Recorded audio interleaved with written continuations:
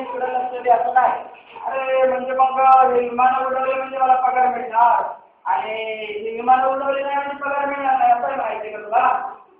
असं सांगितलं तुझ्या आजोबाने तुला? माझ्या आजोबांचं नाव करायचं मंत्री यायचे. मंत्री म्हणजे हे सांगताय तुला असं काम करायला? अरे वा वा वा वा चांगलं. घराचं नाव कुठं करायला आला तुझ्या शाळेत? अरे वा वा बस बस बस बस बस.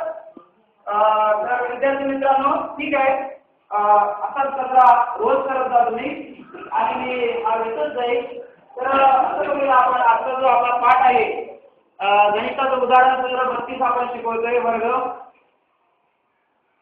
आज आपण वर्ग ही संकल्पना बघूया आणि त्याच्यावरच्या उदाहरण सत्र सोडूया.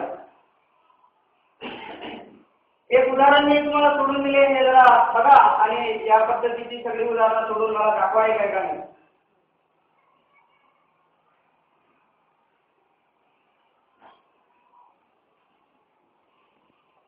हे असं नाही सोडवायचं, हे असं सोडवायचं असतं. इथे हा सांगतो सांगतो मी सांगतो. बरोबर हे इथं वर्गात चिन्ह पाहिजे होतं, डोक्याला थोडं ठेवायचे. मला गणित येत नाही. अरे तुला ते मात्र बरोबर येते ना तुला विमान उडवायला? विमानाला उडवायला बरोबर येतं तुला? हा आता विजय पडायचा, आता जर पण असा विजय पडायचा. अरे वा वा इथं भारत सगळी बारीकडे करून ठेवली होती तू. चांगला अभ्यास करतो तुला. तर बाकीचा जो अभ्यास आहे तो तुम्ही उद्याला करूया आणि मला दाखवा. आता ते समजेल आहे. सुरेश तू जरा माझ्याबरोबर ऑफिसमध्ये.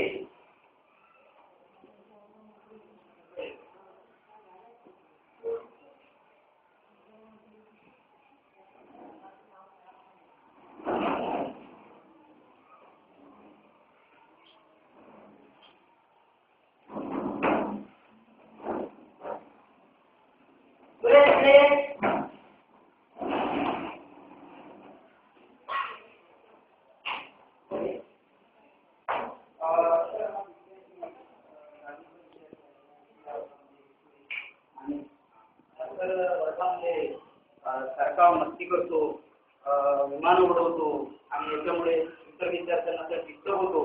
त्याच्यामुळे इतर विद्यार्थ्यांच्या अभ्यासावर खूप परिणाम होतो आणि हा उद्योगपर्यंत वर्गामध्ये बोलतो आणि आजोबाच्या नावाची मंत्री आहे म्हणून धमकी देतो. त्यामुळे शिक्षकांचे असं वागणं आणि इतर मुलांवर होणारा परिणाम हा योग्य नाही. त्यासाठी त्या पालकांना बोलवलं तर बरोबर आहे. ठीक आहे आपण मग विद्यार्थ्याला बोलवलं पालकांना. कोण आहे? ओळखना बोलता काय काय बोलतो नाव सांगा.